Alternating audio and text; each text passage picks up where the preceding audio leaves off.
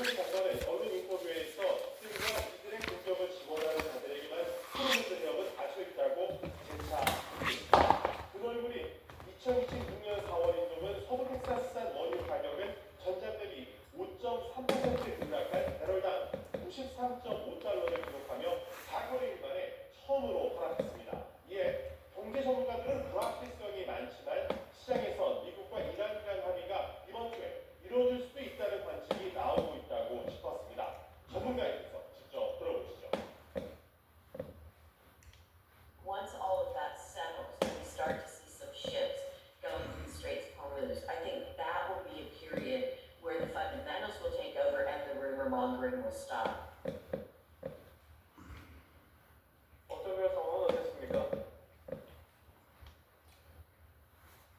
네, 오늘 같은 경우 전체적으로 전반적으로 많이 올랐습니다만 지수주가 강세를 보였습니다. 엔비디아의 연례 개발자 회의가 개막하면서 엔비디아가 AI 인프라 기업으로 입지를 굳힐 것이라는 기대감에 주가가 2% 가까이 상승했습니다. 메타는 AI와 관련해 20% 이상의 인력을 감축할 것이라는 보도가 나오면서 주가가 2% 넘게 올랐는데 메타식은 확인되지 않은 추측성 보도라고 일축했습니다. AI 인프라 기업인 네비우스 그룹은 메타와 270억 달러 규모의 계약을 체결했다는 소식에 주가가 무려 15% 올랐습니다. 마이크론은 타이완의 두 번째 메모리칩 제조 공장을 지을 것이라고 발표했는데요. 주가가 약 4% 뛰었습니다. 비트코인 비축업체인 스트래티지도 비트코인 가격 상승과 맞물려서 5% 넘게 올랐고 스테이블 코인인 서클도 9% 넘게 상승했습니다. 지금까지 뉴욕에서 YTN 이승윤입니다. 중동 전쟁으로 인한 에너지 가격이 급등하자 러시아 제재를 해제하거나 러시아와 에너지 거래를 재개해야 한다는 목소리가 유럽 일각에서 커지고 있지만 유럽연합은 이런 압박에 굴하지 않을 거라고 밝혔습니다. 단 요르겐센 EU 에너지 담당 위생위원은 16일 벨기에 브뤼셀에서 열린 EU 에너지 장관 회동에서 기자들에게 우리는 러시아의 에너지를 다시는 수입하지 않기로 EU 차원에서 결정했다며 이같이 말했습니다. 또 유럽이 러시아의 잔혹하고 불법적인 전쟁 자금을 간접적으로라도 지원할 수는 없다고 강조했습니다. 국제 유가가 급등하면서 국제선 탑승객 부담해야 하는 유류 할증료가 다음 달에 3배 넘게 껑충 뛰어오릅니다. 석유 최고 가격제 시행 나흘째 국내 주유소 휘발유와 경유 가격은 계속 하락세를 이어갔습니다. 정현우 기자의 보도입니다. 이번 달 아시아나 여객기를 타고 해외를 떠나는 승객이 내야 하는 유류 할증료 기준입니다. 일본 후쿠오카처럼 가까운 노선의 경우 편도 기준으로 유류 할증료를 14,000원만 부담하면 됩니다. 가장 먼 곳이 미국 뉴욕 등도 8만 원 아래 수준입니다. 그러나 다음 달부터는 이보다 3배 넘는 유류 할증료를 내고 탑승해야 합니다. 중동 사태로 치솟은 국제유가가 4월분 유류 할증료부터 적용되기 때문입니다. 기준일에는 싱가포르 항공유 평균 가격이 최근 급등한 탓에 항공사가 측정한 승객의 유류비 부담 수준은 한 달 만에 6단계에서 18단계로 12단계나 멈춤 뛰었습니다. 이에 따라 가장 가까운 지역을 가는 승객도 다음 달부터 편도 유류 할증료 4만 원, 왕복으로는 8만 원 넘게 내야 합니다. 뉴욕과 파리 등 장거리 노선은 왕복 기준 50만 원 이상 부과됩니다. 마찬가지로 대한항공 항공권도 다음 달부터 기존의 3배 넘는 유류 할증비가 부과됩니다. 발권일 기준으로 유류 할증비가 부과되는 만큼 4월이 되기 전 미리 항공권을 사둬야 하는 반응도 나옵니다. 당장 다음 달부터 새벽으로 출타하는데 소식을 듣자마자 여행지에 대한 고민을 할 새 없이 결제부터 해야 되나 마음이 좀 조급해졌네요. 반면 국내 주유소 기름값은 석유 최고가격제 시행 나흘째 계속 하락했습니다. 전국 평균 경유 가격도 1,830원대 안팎까지 떨어지며 휘발유 가격을 넘어서던 역전 인상도 열흘 만에 끝났습니다. 다만 수십 원씩 하락하던 시행 초반 이틀과 비교해 하락폭은 줄었고 소비자들이 느끼는 부담은 여전한 상황입니다. 맥주 저가면 더 1,600원대였는데 이제 1,800원, 1,900원 이렇게 하니까는 차를 이제 두고 다녀야 되나.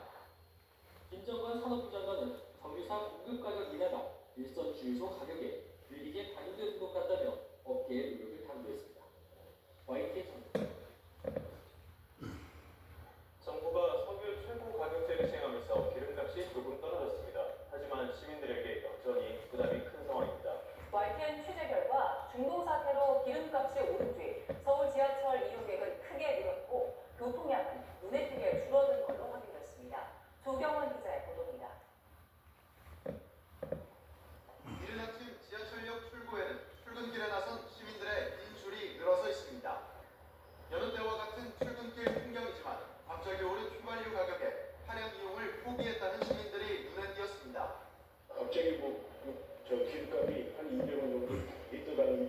올라가지고 그래서 저 주말에도 이제 저철로 이용해서 출퇴근하고 있습니다. 실제로 국내 주유소 휘발유 가격이 1,900원대를 돌파한 지난 10일 이후 서울 지하철 이용객이 크게 늘어난 것으로 YTN 취재 결과 확인됐습니다.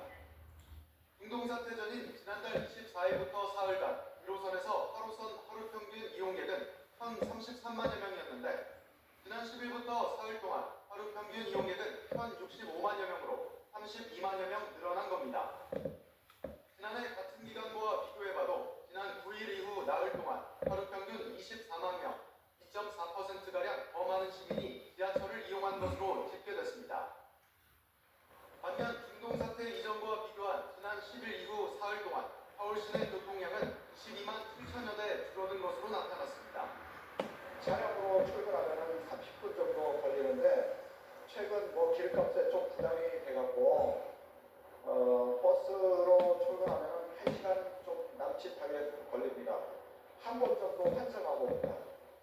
전국 고속도로 통행량도 두 기간을 비교하면 하루 평균 23만 6천여 대가 감소했습니다. 기름값 상승이 차량 대신 다른 교통수단을 선택하는 데에 어느 정도 영향을 미쳤던 것으로 풀이됩니다. 앞으로 출퇴근을 어떻게 하면 좋을지 시민들이 느끼는 부담과 걱정도 상당합니다. 차는 가능하면 좀 적게 타고 지하철을 이용하려고 해요. 많이 오르는 것도 문제지만 내가 앞으로 어떻게 될지 예상이 안 되니까 그게 제일 걱정인 것 같아요. 정부가 석유 최고가격제를 시행한 뒤 기름값이 떨어지고는 있지만 여전히 높은 기름값이 출퇴근길 도로 풍경을 바꿔놓고 있습니다. YTN 구경원입니다. 고유가의 영향으로 지난달 수입 물가 지수가 크게 올랐습니다. 한국은행 자료를 보면은 2월 수입 물가 지수는 1월보다 1.1%, 1년 전보다는 1.2% 상승했습니다. 8개월 연속 오름세인데요. 두바이 가격이 1월 배럴당 61.97달러에서 68.4달러로 대폭 오른 영향이 컸습니다.